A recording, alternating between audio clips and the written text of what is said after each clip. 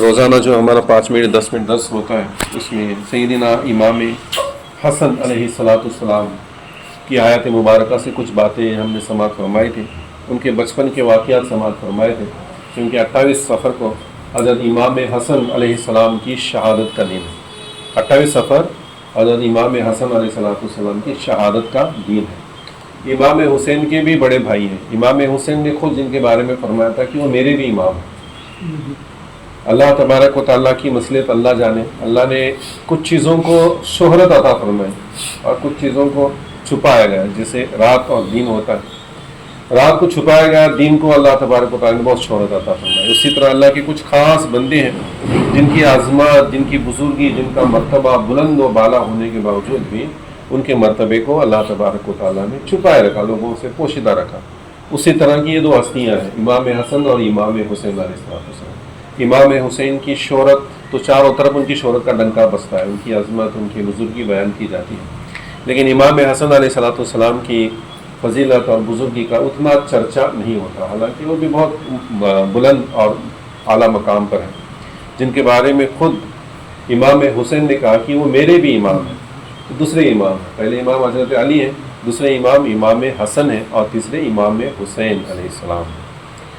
تو ان کے بچپن کے واقعات ہم نے کچھ سماعت فرمائے تھے. آج پھر ان کے کچھ جوانی کے واقعات ہم سماعت فرمائیں گے, اور پھر 28 صفر کو ان کی پوری حیات مبارکہ پر ایک روشنی ڈال کر ہم ایک نصیحت, ان کی حیات مبارکہ سے بہت ساری نصیحت لینے والی باتیں ہیں, اپنی زندگی میں اپنانے والی باتیں ہیں. ان کے کردار کو اپنانے سے ہمارے اندر جو تبدیلی, انقلاب آئے گا, اس کے بارے میں ہم انشاءاللہ بات کریں گے. تو آج ان کے جوانی کے واقعات میں سے کچھ واقعات, ان کے سخاوت کے متعلق ایک واقعہ ہے کہ آپ اتنے سخی تھے کہ جو بھی آپ کے پاس سائل مانگنے کے لیے آتا تو آپ بغیر اس کے دل کو ذلت اور رسوائی کا احساس بھی کرائے بغیر اس مانگنے والے کو دے دیا کرتے. ایک بار ایک سائل کچھ چیز مانگنا چاہتا تھا, لیکن مانگنے سے وہ اپنے, تو اس نے چاہا کہ میں لکھ کر دے دوں, حضرت امام حسن کو لکھ کر دے دوں. کہ مانگنے کے لیے اس کا دل نہیں ہو رہا تھا, کس مسا رہا تھا. تو حضرت امام حسن نے اس کی چٹھی جو اس نے لکھ کر لائے تھے درخواست, وہ پڑھے بغیر اسے عطا کر دی, اور جو اس نے لکھا تھا کہ جتنی کی ضرورت ہے اس سے زیادہ اسے عطا کیا گیا.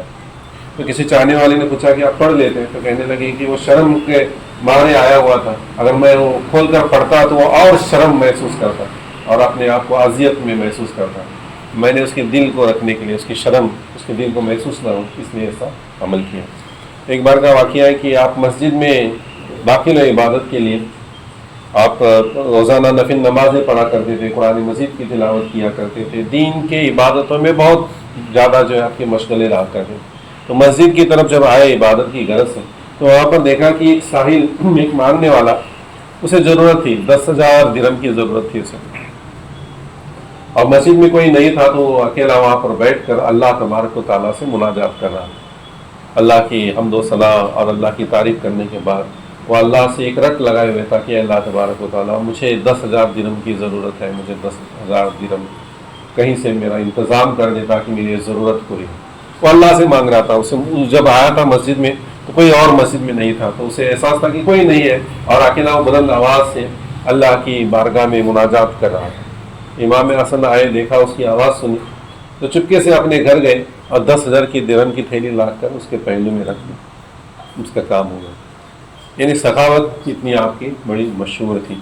ایک اور واقعہ ہے آپ کا کہ آپ دوران سفر جا رہے تھے, تو راستے میں ایک باغ ملا.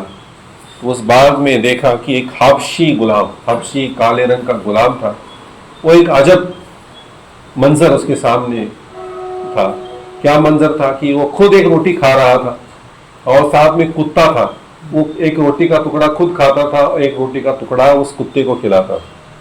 تو امام حسن اس کے پاس پہنچے, اسے پوچھا کہ اے بندے خدا, یہ تو کیا کر رہا ہے؟ ایک روٹی کا ٹکڑا خود کھاتا ہے, ایک ٹکڑا اس کتے کو کھلاتا ہے, اور یہ تو کیوں کر رہا ہے؟ کس لیے کر رہا ہے؟ کس چیز نے تجھے ایسا کرنے پر آمادہ کیا؟ یعنی اپنے ساتھ ساتھ تو کتے کو بھی روٹی کھلا رہا ہے, ایسا کرنے کو, یعنی نیکی کرنے کو تجھے کس چیز نے آمادہ کیا؟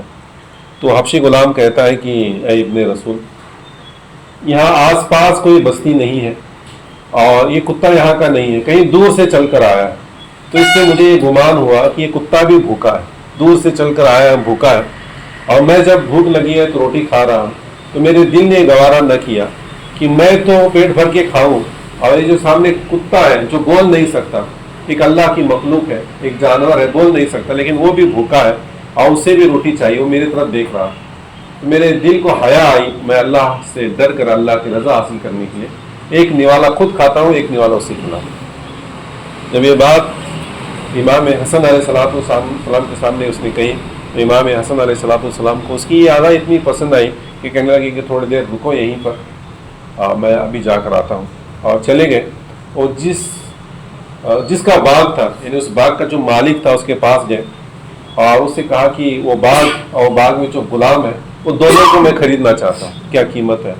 تو اس نے قیمت بتائی، تو آپ نے وہ باغ بھی خریدا اور اس غلام کو بھی خریدا، اور پھر باغ میں آئے اور کہنے لگے کہ تو نے جو نیکی کی ہے مجھے تو پسند آئی، اور میں دعا کرتا ہوں اللہ کی بارگاہ میں بھی تیری نیکی پسند آ جائے، اور میں نے باغ خریدا ہے اور تجھے بھی خریدا ہے، اب تو اور یہ باغ میری ملکیت میں ہے، میں تجھے سب سے پہلے آزاد کرتا ہوں، اللہ کی رضا کے خاطر میں تجھے آزاد کرتا ہوں، اب تو آزاد ہے، تو غلام نہیں ہے، اور یہ باغ میں تجھے ہدیہ تحفے کے طور پر دیتا ہوں۔ تو اس نے اللہ اکبر کا نعرہ بلند کیا، کہا کہ واقعی اللہ بہت بڑا ہے، اللہ کی رحمت بہت بڑی ہے، اور وہ کہنے لگا کہ یہ باغ سنبھالنے کی مجھ میں تو طاقت نہیں ہے، یعنی نوکر کے طور پر میں سنبھال سکتا ہوں، ایک مالک کی حیثیت سے میں اس باغ کو سنبھال نہیں سکتا، تو میں آپ نے مجھے آزاد کیا، میں آپ کا شکریہ ادا کرتا ہوں، اور اس باغ کو میں بھی اللہ کی راہ میں صدقہ کروں۔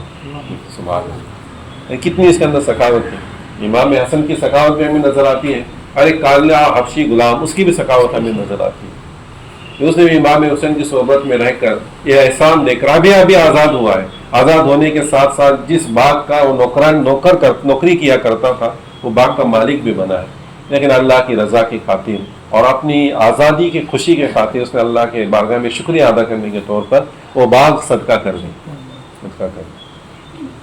اللہ تبارک و تعالیٰ کی بارگاہ میں دعا ہے کہ اللہ تبارک و تعالیٰ ہم سب کو اہل بیت سے سچی محبت کرنے کی توفیق عطا فرمائے، اور ان کے نقش قدم پر اور ان کی ہدایتوں پر عمل کرنے کی توفیق عطا فرمائے۔ وما علینا الا البلاغ المبین، وآخر دعوانا ان الحمد للہ رب العالمین۔ اور ایک بات ہے